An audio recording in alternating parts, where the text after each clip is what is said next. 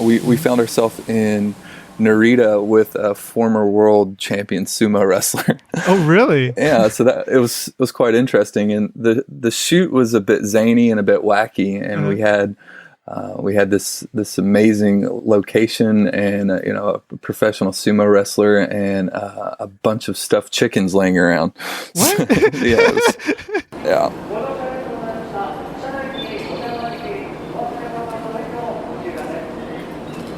Welcome to Japan Station. My name is Tony Vega. All right, so it's episode 10, which means we're in the double digits. Finally. Finally. I know we started back in November, so it took a few months, but yeah, we're here. And I just want to take this quick moment here to say thank you so much to all my guests, okay? I know in the grand scheme of things, 10 episodes isn't a big deal, but to me it is, because I've gotten to talk to so many interesting people because of this show, and I love that I get to do this. And it's all because these guests, they get this random email from this random guy, there's this weirdo that they've never heard of, saying, do you want to be on my podcast? And then they say yes, and they come on, and I can't express my gratitude enough. It's because they share their amazing knowledge and experiences with me that I get to make the show. So thank you so much to them. And thank you to the listeners, because you know what? I would do this show all the same. I'm having fun just regardless of how many people are listening, but I know people are listening, and that's just super motivating. So thank you so much. You know what? I know I say it a lot, and I'm going to keep saying it, but I think it's important to just say those things every once in a while. And hey, episode 10. Why not, right? It's a good occasion. Anyway, so let's get down to business. My guest today is the amazing Andrew Faulk. He's a very talented photographer based in Tokyo, originally from the US. And he's worked for, he's got a very long resume, okay? So he's worked for, maybe you've heard of the New York Times and the Wall Street Journal and Game Informer, and just the list goes on. And he's been able to travel all across Japan doing photography and Asia. And you know what? On top of everything else, he's not just a talented photographer, he's also just a really nice and pleasant guy to talk to. So I had a wonderful time talking to him. And you're going to get to hear about, how it is that he got into photography, how he ended up in Japan. Can you be a photographer even if you don't know Japanese? Well, we talk about that a little bit, and a whole bunch of other stuff. So I think you're going to enjoy it.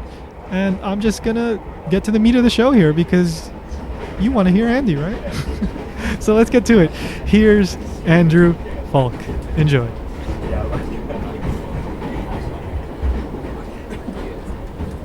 The next stop is Japan Station. The doors on the right side will open.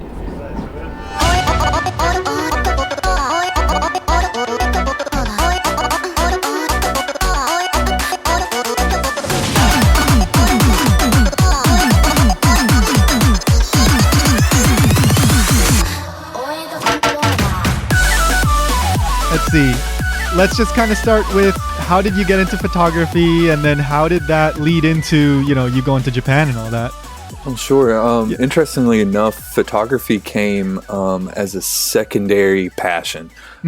Primarily, I'm interested in education. And in 2009, I was offered a job at an international school in Korea. And my wife and I packed our bags and we moved to Korea and started teaching at that international school. Really? Yeah. It was a Where great. were you? Were you in the U.S. and? Yeah, we were both teaching in Asheville, North Carolina, a small little hippie town in the South. And the economy crashed in America. Yeah. And people started getting laid off, and we had secure jobs, but we just figured it was time to do something else. So we headed abroad. So there in Korea, interestingly enough, I found myself becoming a bit negative, a bit of a homebody. And while I really liked education and working at the school, I felt a creative lull. And my wife, she's awesome. She bought me a camera and she said, get out of the house. Really? You got to do something. You can't just sit here and stew. So I picked up the camera and, just started walking about in Seoul and started taking photos and fell in love with it. It started taking up a lot of my mental space during the day, and I was thinking about photography and just wanting to be behind the camera, wanting to be behind the lens, and I found my passion for photography in a roundabout way, just being. Had you dabbled in negative. photography at all, like before that happened, or did your wife just thought this might be a good thing? Let's just give it a shot. Right. No, I had dabbled in it before. I think Uh-huh. in 2000, 2005, 2006, I was traveling through India and had a film camera with me, an old Canon film camera, and was shooting quite a bit of film, but it was more just because I was traveling and taking some photos along the way, not because I was actually pursuing it as a creative outlet, if that makes sense. Mm-hmm. Right. Yeah, so I stumbled upon it too, on photography in Seoul, and really enjoyed it, and fell in love with it. Fell in love with it for sure.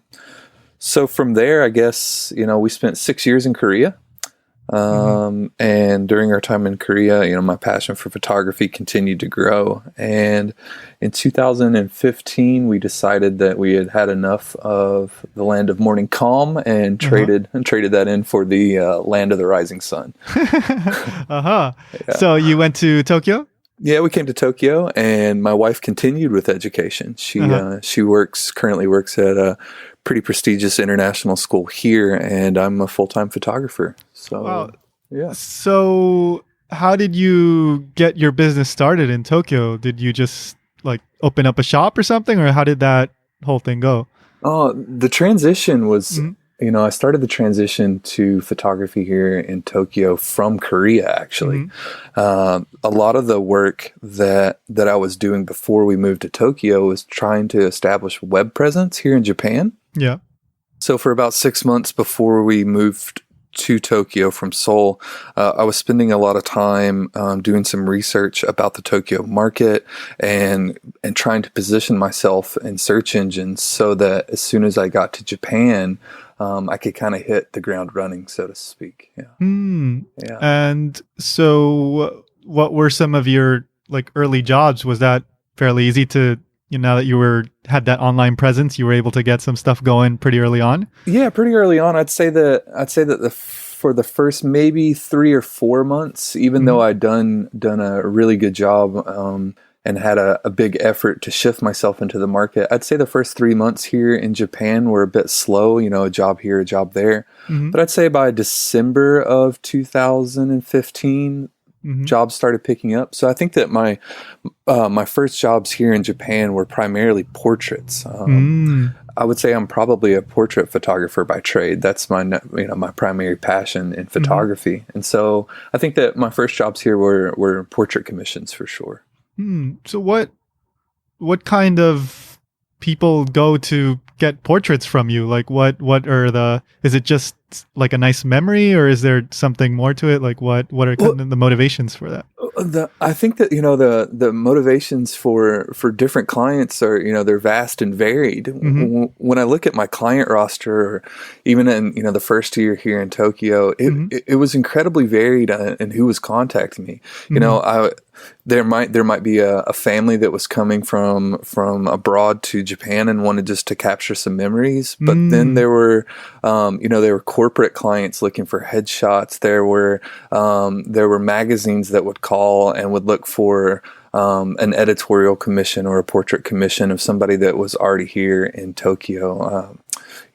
Maybe a game developer or a CEO, and that they might have needed a photograph for publication. So, it was all over the place. I from day to day, I couldn't really tell what kind of portrait commission was going to come in, which is awesome because, you wake up and one day you could be shooting a family of 5 or a young child who's on vacation here. And then the next day you could be photographing a Fortune 500 CEO. So it was always something different, which was exciting for me. So is that kind of what you felt lacking in your previous career in for example, Korea? You that sense of spontaneity, not knowing what was kind of coming next? Absolutely. The education in itself is an amazing career, and it's so fulfilling to be able to work in education and to be able to work with children and seeing their development. But one con of that system is the rigid structure. I could tell you a year in advance what I would be doing on any given day, and maybe even down to the outline of a lesson, or to an agenda of a meeting, and so in a way that felt like a bit of a cage. And since I'd been in that system basically for my entire professional life, like you say, I was lacking some spontaneity and wanted to do something a little bit different, have a bit of flexibility in my daily life, and not know what was coming next. I'm a little curious about your experience in Korea, in that, like, Korea has a particularly, I mean, I know you were at an international school, so maybe it wasn't as pronounced, but Korea has that reputation of being really strict and very stressful for students. Did you notice a big difference between, because you were already teaching in the US, right? So then when you went to Korea, did you notice that difference, or was it pretty like Western-ish since it was an international school? Well, it was definitely Western, Western education, and geared to a Western client, or at least a Western mindset. But regardless of the intention of the international school to lessen the stress level of students, the pressure was still definitely on students to perform, which I totally understand. That's cultural, but it's also sad to see so much pressure involved in the education system anywhere. Kids are supposed to be kids, and 10-year-olds shouldn't be thinking about applying to Harvard and Princeton and Yale quite yet. Leave that till they're 12, right? So I've got some specific things that I want to ask you about. I was looking on Instagram and stuff and seeing all the different things that you've done. But sure. Before I start naming things, I'm curious, what are some of the most memorable assignments that you've gotten to work on? What's something that stands out to you? Something that stands out to me actually came last week. Okay. Here in Japan. I was doing a commercial job and some production for that commercial job, and I found myself and a good buddy who's my digital tech from the job, who's actually from Korea. His name's Dylan Goldby. He's an amazing photographer as well. We found ourselves in Narita with a former world champion sumo wrestler. Oh, really? Yeah. So that it was quite interesting, and the shoot was a bit zany and a bit wacky, and we had this amazing location, and a professional sumo wrestler, and a bunch of stuffed chickens laying around. What? So it was a bit of a zany portrait commission, but automatically that just jumps out as something that was a bit weird for a portrait photographer, to have the chicken side of it, but then to be in Japan as a foreign photographer, but then to be in a position where I can be around a professional sumo is it stood out in my mind. It was a bit wacky. So that was definitely one of the shoots this year that has really stood out for sure. So, I guess it varies from job to job, but do you usually hear about things like that last minute and go oh, I need you to do something next week or 2 days from now, or do you get some good lead time? Sometimes I get lead time and sometimes I don't. With that particular commercial project that I just spoke about with the sumo, I had a lot of lead time, 3 or 4 months with planning and preparation. But other times it could be 2 days or even 2 hours. So it just depends on the job. It depends on the client. And it depends on someone's needs. Right. If you have a publication that needs to go to print in 5 days and they're lacking some imagery, it might be a quick turnaround. It just depends on the client, Tony. Right. So let's see. So I was looking on your Instagram and I saw you mention that you got a job from, I believe it was the Wall Street Journal, on was an assignment about the Air Force in Japan and the aging military. Yeah. Could you talk about that? That sounds really interesting. Sure. That was an amazing assignment. Loved hearing from the Wall Street Journal. Japan's got an aging military. And the story was really documenting the lack of young recruits, and the editor for the Wall Street Journal was kind of affectionately calling the piece, about Dad's Army, and it's kind of what the Japanese military is turning into. They're a sound fighting force, but when you're looking at a military whose average age is coming into the mid 30s, late 30s, early 40s, you're looking at a population in that fighting force that's coming kind of to a retirement age for a military professional.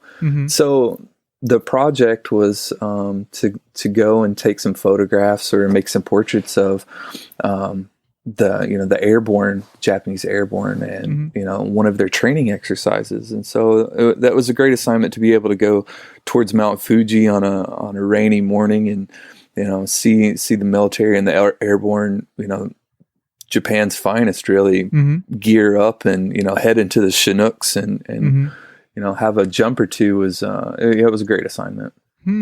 So how long was that? How long were you over there? The assignment itself was for 2 days, and I got to spend 2 days with the military there, and they were incredibly kind to me and quite open, and it was a wonderful assignment. I felt incredibly privileged to be able to spend some time with those fine folks.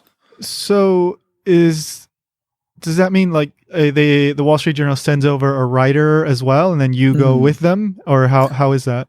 Well, usually with this particular assignment, the Wall Street Journal sent me and an editor, and then the head of the Japanese bureau for the Wall Street Journal. So there were, and the writer was also there. So we had the Wall Street Journal had a bit of a crew there. But with other publications, they might have a story already written, and they might just want me to follow it. So again, depending on the assignment. So I also saw something that I was unfamiliar with, but something about the Yaoyama Islands, I believe. Is that what they're called? The Yaoyama. Over in like Okinawa. Yeah, south of Okinawa. You would, it's another plane flight from Okinawa. From Naha, you'd hop on a plane and then get to Ishigaki, and then from Ishigaki, there's the island chain that stretches basically all the way to Taiwan. And at that point, you're closer to Taiwan than you are to the Japanese mainland or even to Okinawa.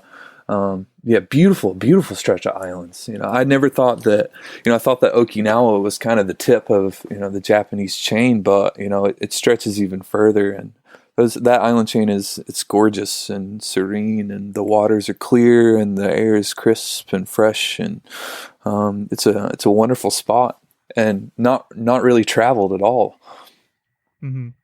And so you were there on assignment? Like I saw something about coral reefs and there's a tiny island that you were on with like 300 people or something like that. I would say even less. Yeah.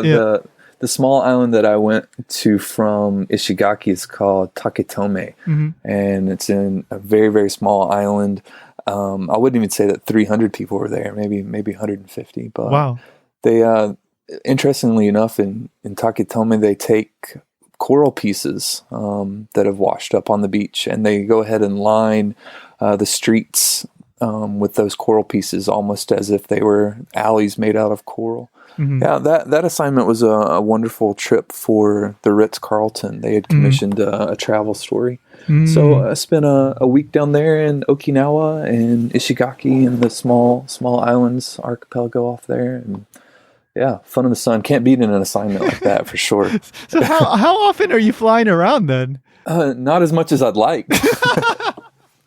Not as much as I would like. I would say that maybe 5 to 7 times a year I jump on a plane for a client. Oh, okay. So not much, but not much, but enough that my wife and my son are starting to wag their finger at me a little bit. Well, just looking at your Instagram, I got the, oh man, like it's like every week or somewhere else.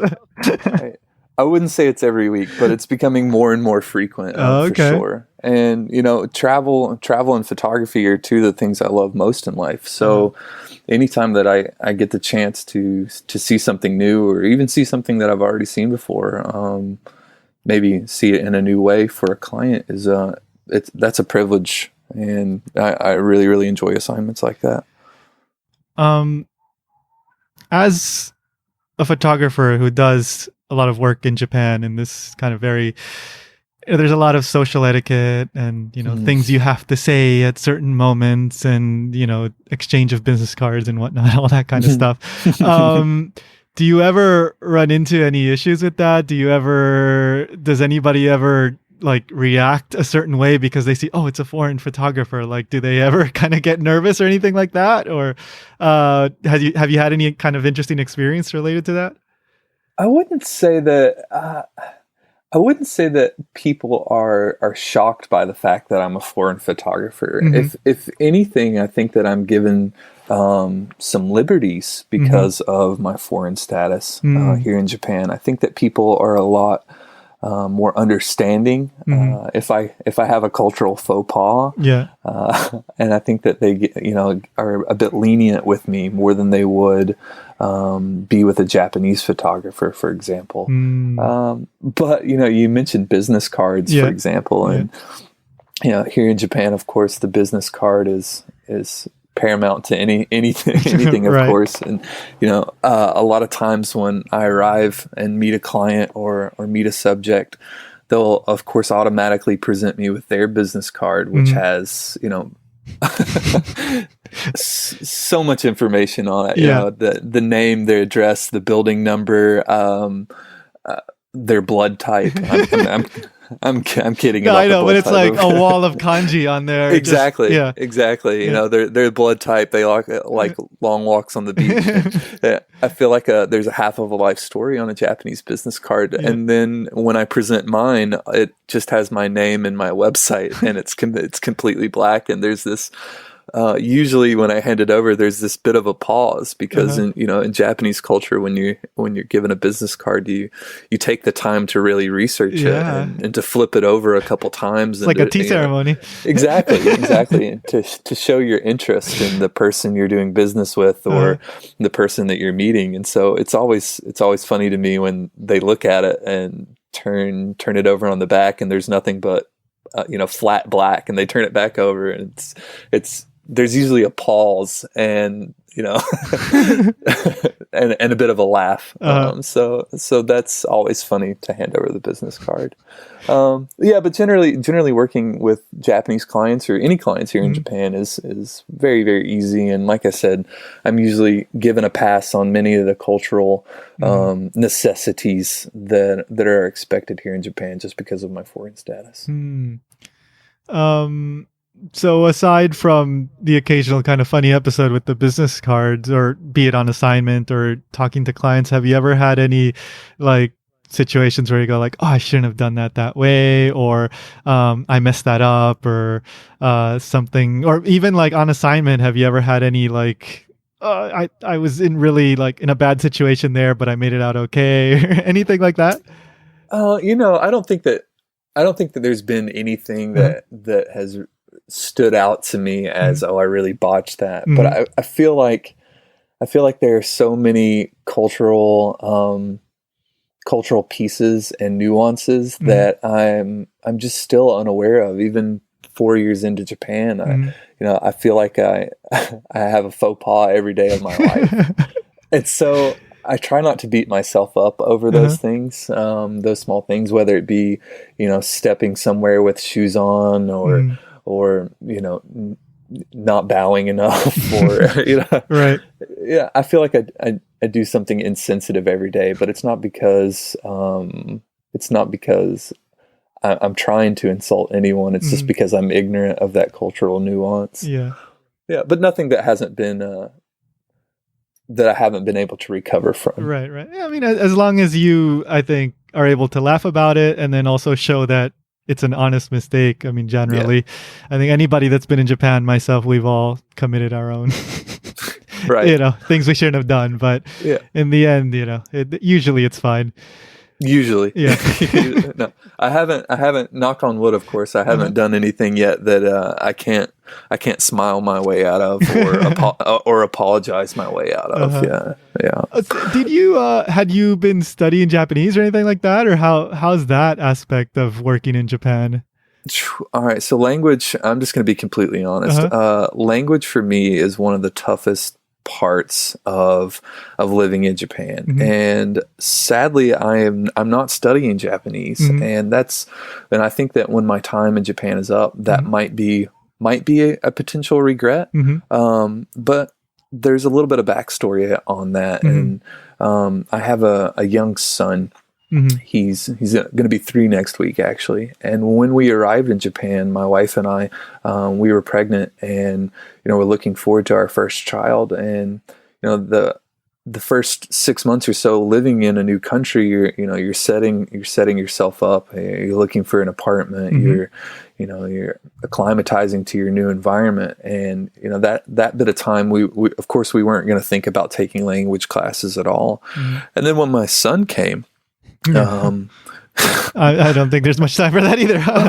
well, time wasn't a luxury, for sure, and time wasn't a luxury at all. But now time is more of a luxury. But when given the option, and again, it's no offense meant to my adopted country here, but if I was gonna take 2 hours a week to play with my son, or 2 hours a week to study language, I'm gonna choose playing with my son every single time. Sure.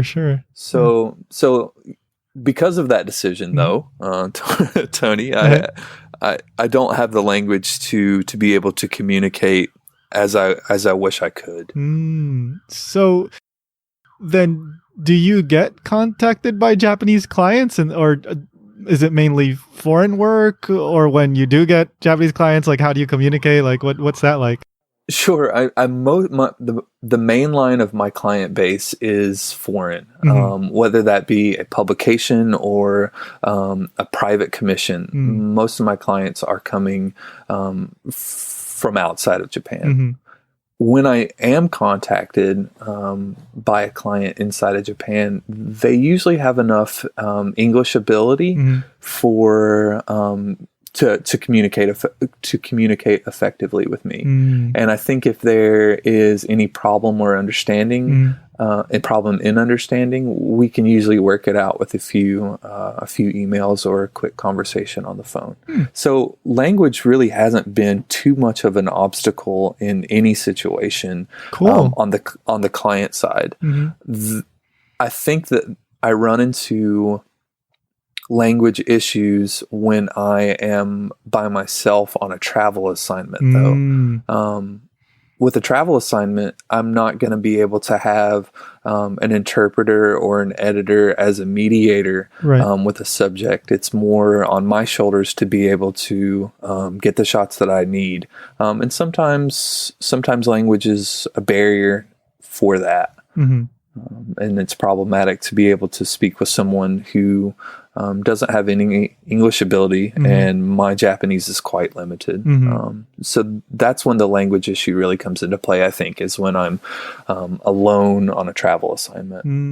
Okay. But do you use a smartphone and just gestures and just kind of get through it? I think that you just get through it, I think that English aside, Japanese aside, or any language aside, I think that as humans we have, human language, and you mentioned gesture, and as a photographer, it's pretty obvious when you want to take someone's photo, and it's pretty obvious when you might be documenting something. But I think that coming back to language, there's that human language that you can utilize and that people use with one another, that you don't need a particular language set to be able to communicate with someone. And I think that living in Asia as a photographer, I've really started to understand that language is secondary to human nature. We can communicate with each other without speaking one another's language. I was, again, back to Instagram, but I saw you were doing you had some kind of personal project that you called Merge.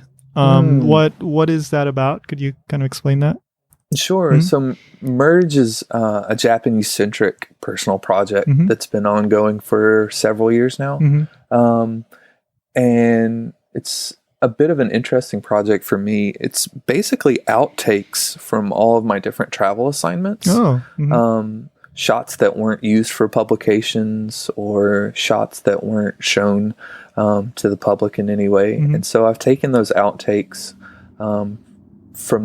from a numerous number of trips and merge them. I mean, hence the name. Yeah. Merge them together into a double exposure series, or what would be considered a double exposure series after the fact. And so I'm trying to juxtapose different elements from different spots in Japan and put them together in a aesthetically pleasing way, or a way that resonates with me at the least. Like, it's been fun. What are some shots that you've done for that? Sure. So one that just sticks out in my mind automatically is there's a shot of an older gentleman sitting in a massive tree grove, merged together with some traditional Japanese architecture. So one of those shots was actually from Kinosaki, and the traditional Japanese architecture might have been from Kyoto, I think. So that's just kind of an example of what I would be doing, merging two different elements of Japanese culture into one. And it's not even just, traditional aspects. I'm trying to merge a lot of modern architecture and traditional architecture together, and just playing with the compositions to come up with something that gives me almost a souvenir of my time in Japan. So when you consider it a personal project, I'm looking at merge as more of a gift to myself from all over Japan than a photographic series, if that makes any sense. Yeah. And so are you posting all of those to Instagram, or are you like trying to do like a book or something like that? I don't think I have any intention with the project at this point. I think I've posted maybe 1 or 2 cuts from that project to Instagram, and I think that there might be 5 or 6 cuts on my editorial website at this point. But the main line of the work is sitting on my computer, and I haven't really shared it. Not because I'm not proud of it or don't want to share it at some point, but I'm finding it, like I said, more of a gift to myself. And when it comes to personal work like that, I feel that I'll share it when the time's right for it. Yeah. But I'm in no hurry to see likes pop up, right. or to increase my web presence just because of the series. But I look forward to sharing it at some point. And like I said, I don't think that I have any grand ambition with it. If a book or something larger came about, that'd be awesome. But I'm not working towards any end to it at this point. And so, what is it about photography that, aside from, let's say, the spontaneity aspect of it, because there's other jobs that they can call you up and say, come to a convenience store tomorrow, right? Sure, right. So aside from that, what is that sense of satisfaction that you get from taking a shot that you get told you need to get this shot, or sometimes I guess you just do it because you want to. So like, what is it about that gets you going? I think the solitary aspect of it, when I think back to my my childhood, I played sports, and I didn't really like them. Really? No, I didn't really like them. I played a lot of team sports and baseball and soccer and football, and I didn't necessarily like the collective aspect. I've always kind of been a bit of a lone wolf, and I think that photography really soothes that part of my personality that wants to be alone and wants to be solitary. And when you're out on a travel assignment, it's kind of just you, or even when you're just shooting the street in Tokyo, it's you alone with your camera. And then there's a secondary aspect to that. I think that when you put your camera to your face or you're behind the lens, there's you're even a bit further removed from a scene, and I care for that. I like to be alone, and I think that it gives me some alone time, as well as spontaneity. But I think that another reason that I really enjoy photography and the art of photography is that you're given the opportunity to freeze time, and it seems like kind of a bit of a superpower. Yeah. And I'm still in awe of the fact that a machine, whether it be digital or analog, can freeze time. That it can take light particles and photons, and it can collect them to an image that we can keep, and that's time frozen, whether it be digital or analog, and that's mind blowing to me. I'm in love with that idea. Right, and it's interesting in that, like, in a way, you are still engaging with the world. I mean, you're there, you're observing, you're documenting, but you're a step removed, right? Yeah, right. And even, it's, for me, it's not all about being solitary or by my lonesome. There are times that I think that photography has been a way for me to connect, not just be alone or to remove myself. I think that there's dual purpose in it. There are other times, whether it be travel work or portrait work, where having a camera in my hand is a way for me to fully connect with the subject, and to be able to have the opportunity to get to know someone or engage with a person or a group of people. And so I think that that also reflects back to just my personality. I like to be alone. And then when I've had enough alone time, I like to be in the thick of it. Right. And so I think that the camera has been a wonderful mediator between those two parts of my personality. Do you always have a camera? Well, I guess nowadays with phones, everybody always has a camera and them, but Sure. Are you always kind of looking around? Oh, this could be a good shot. No, I don't always take my camera with me. Coming back to my wife, I learned my lesson a couple of years ago with always having my camera with me. And I'm not going to blame that on her. That's more of me also realizing that, I have to take a break, and I have to take a break from my profession. And I'm not the photographer that has his camera with him every second of the day, or that, is at the coffee shop with my camera on the table ready at the go at all times. That's not my method of mayhem. But I will say that my mind now, after being a photographer for the past few years, has really changed.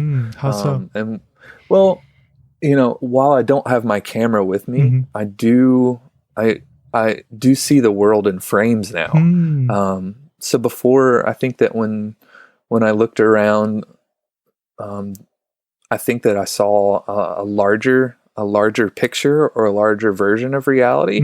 And I think that now my mind is trained to hone in on individual frames and compositions. So it's almost as if I'm walking around life seeing the world as a picture as opposed to what's in front of me. And having that mind shift and noticing that mind shift over the past few years has been quite odd to observe.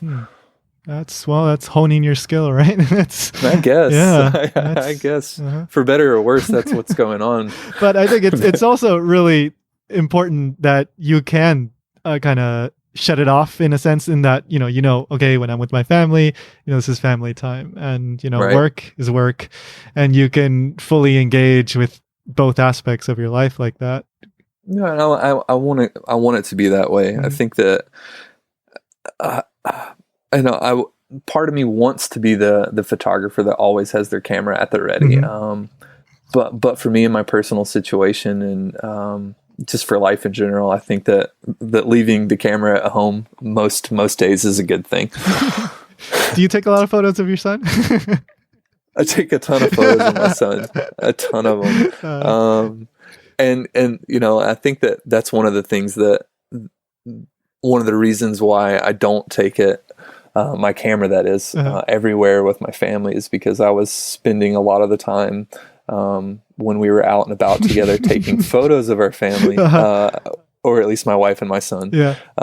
Instead of it actually engaging, I was documenting instead of being a part of it. And so I'm trying to make a shift to be more and more active. Just because I'm there with my camera doesn't mean I'm there, Tony. Yeah. No, absolutely. I mean, that's what you see with like the whole social media thing nowadays, right? Everybody's like, oh, I got to take a picture of this, and this, and then, but they're not actually like in that moment.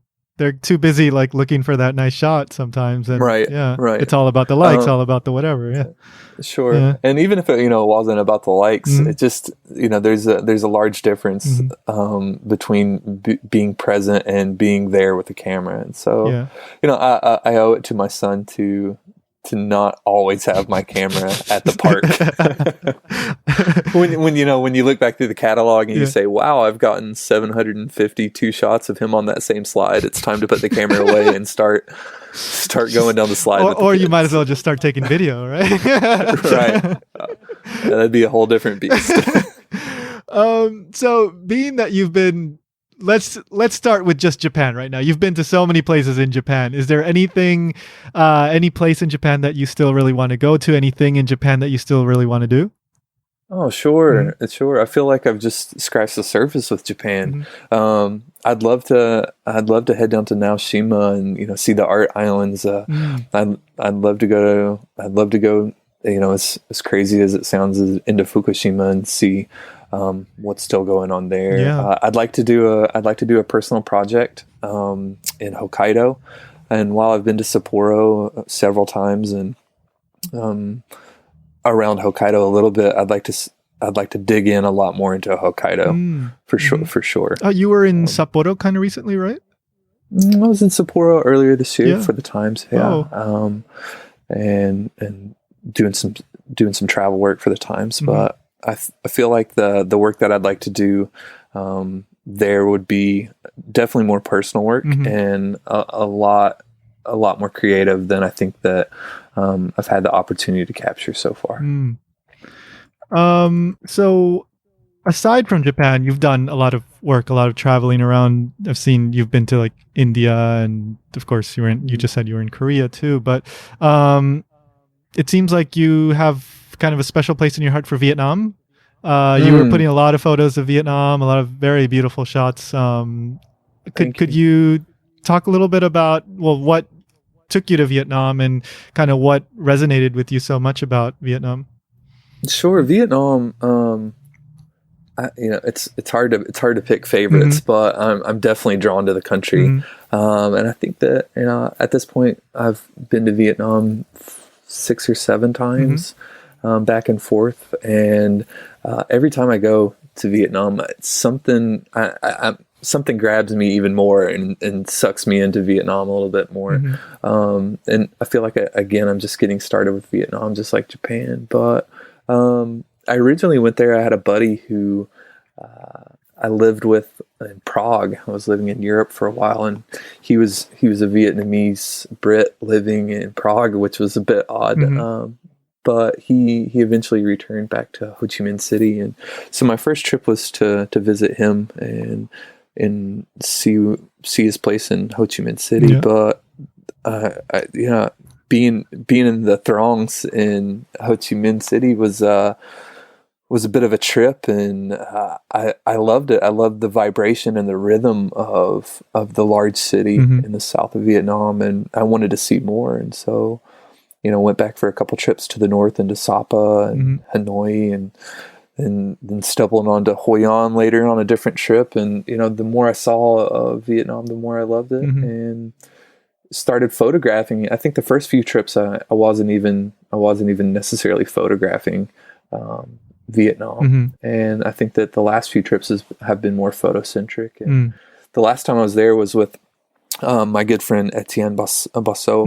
He is a Frenchman expat living in Vietnam, in Hoi An, and he runs a company called Pics of Asia, which runs photo tours in Vietnam. So I've linked up with Pics of Asia and with Etienne, and started hosting photo tours there with that company. And so the last time I was there was for a Central Vietnam workshop with Etienne, and we're going to be running another one next year in Central Vietnam. So I'm looking forward to getting back to that country and getting my feet wet a little bit more in the lagoons there in the central part of the country. It's an exciting country. If you've never been to Vietnam, it's hard to describe it, but it's the whole package. The landscape, the people, the food, the culture, history. It's just such a vibrant landscape. and one trip to Vietnam just won't do it. Yeah. I'm talking Right, about right. 7, 8, 9 trips, and I feel like there's really something special about that country. And if anyone ever said to me, where in Southeast Asia should I explore? Well, Vietnam's the place. And what are some memorable shots that you've made there? I've at this point I've taken I've taken quite a few. Right. I think that perhaps my favorite shots out of Vietnam are some of just the details of the country. Maybe not so much my portrait work or travel work, but the colors, and maybe something as simple as just a boat floating in water. Yeah. I think to me really resonate with the Vietnam that I know. And so I think the more simple things of the details, the boats, fishing nets, those small details are what I think of when I think of Vietnam. So those are going to be my favorite shots from that country for sure. So if somebody's looking to travel to Asia, you would recommend go to Vietnam? I would say if someone said Southeast Asia, I would say Vietnam for sure. Okay. But Asia's such a wonderful place, man, and it's so vast and so huge, and to be able to recommend Vietnam to one person, to another person, I would recommend another place. Right. I'd recommend Japan, or I'd recommend China, or I'd recommend Thailand. I think that I would recommend Vietnam to myself, to myself, or someone with a similar personality. Right. But of course, I think that different people are looking for a different Asian experience, or experience here in Asia. But given the option, I would tell most people to go to Vietnam, because selfishly, I want everyone to experience it for themselves. Right. I have not been there yet, but I'd like to visit sometime. Put it on your list. Yeah. All right. So somebody like you has kind of started out, you didn't have this, how can I put it? I take it that when you were a child, it wasn't your dream to be a photographer, right? No, not at all. Right. But you gave it a shot and it worked out and you love it. What would you tell somebody that perhaps has a passing interest in photography and is listening to you, is thinking like, oh, maybe I can do something with this? What would you tell them? I tell them to do it. I tell them to pick up the camera and shoot. And I think that photography, like anything else, is, it's something that you might love and you might not, but you're never going to know unless you try it. And so I would tell anybody to pursue it, give it a go, give it a shot. And if you like it or something about it resonates with you, then, keep clicking the shutter. But I would also say that, if something about it didn't strike your fancy, put it down and find something else, pursue your passion, photography for me is, I wouldn't say it's the be all end all, but it definitely soothes my creative need. And so for that, I'm grateful for it and in love with it. But at some point, if it stops, doing what it's doing for me now, I'll pursue another passion. But to anybody that's, contemplating photography in general, I say, go for it and go full steam with it. Yeah. And, give it an honest go. Yeah. Yeah. Well, it's all about trying, right? You don't know until you try. That's right. You don't know about anything until you try it. And even when you try it, you still don't know about it. And I that's feel when you learn. And I feel like that's still where I am with photography. Is that it's a huge mountain to climb. It's a never-ending mountain, but I'm enjoying climbing it. Yeah. Well, that's, I think, an important message. So give it a shot and learn. Keep doing it. Learn. Keep learning. That's right.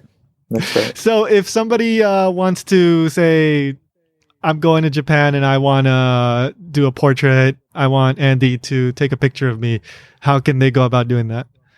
Sure. They can contact me via my website form at andrewfaulkphotography.com. Okay, great. And of course, the Instagram that I've mentioned numerous times. What is the account name for that?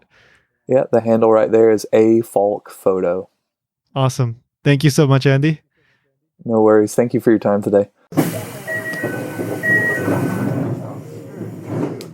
One quick note about Andy's last name. If you're not sure how to spell it and you didn't look at the title, well, let me tell you how you spell it. It's Faulk, all right?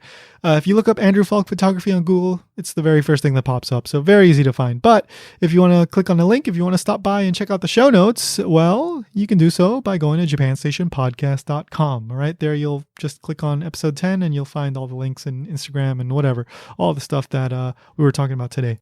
One more quick thing that I want to mention before we close out. It goes back to the story of how Andy became a photographer. So he's been able to build this amazing career out of a moment in his life where he felt really unfulfilled professionally, right? He was in a bad situation professionally, and rather than just getting stuck in that and not doing anything to change that, when his wife presented him with an opportunity by giving him that camera, he was able to not just do something fun, but take it and run with it and build a career. That's amazing. That's amazing. And that actually goes back to that whole thing that I say at the end of every episode, right? Go find your miniature pony. Like, to find out what exactly that comes from, go back to episode 1. But that means, like, when you're presented with an opportunity, i.e. the miniature pony, you find that pony, right? When you find that pony, you grab it and you don't let it go and you make something happen with it. And that's what Andy did. And look at what happened. That's great. That's great. So just keep that in mind, right? We all have these things we want to do, and sometimes we just put it off, but you got to find that thing. You got to find that motivation. You got to find that opportunity. And when you do, you just go with it. All right. So if you want to, I don't know, send me a question or a comment or a suggestion or something, well, you can do so via the email, which is mail@japanstationpodcast.com. You can also follow on Facebook and Twitter at Japankyo on Facebook, JAPANKYO, at Japankyo News on Twitter. As always, thank you so much to Unomi for the opening and closing song. And please, please, please, if you enjoyed this episode or any of the other episodes and you want to say something nice, you can do so by leaving a review on iTunes or Google Play or Stitcher or wherever. So keep it in mind. And yeah, that's it. We're not going back to single digits, guys. That's it. No more single digits. All right. Keep an eye out on the Facebook and Twitter at Japankyo News for updates on the next episode. As always, I'm working on multiple episodes, and I'm going to be doing several interviews over the next few weeks, I believe. So still very much in the planning stages. These things can take several days, if not weeks. But hey, I'm looking forward to those interviews. Anyway, so that's it. All right. See you guys next time. Go find your miniature pony. Just do it!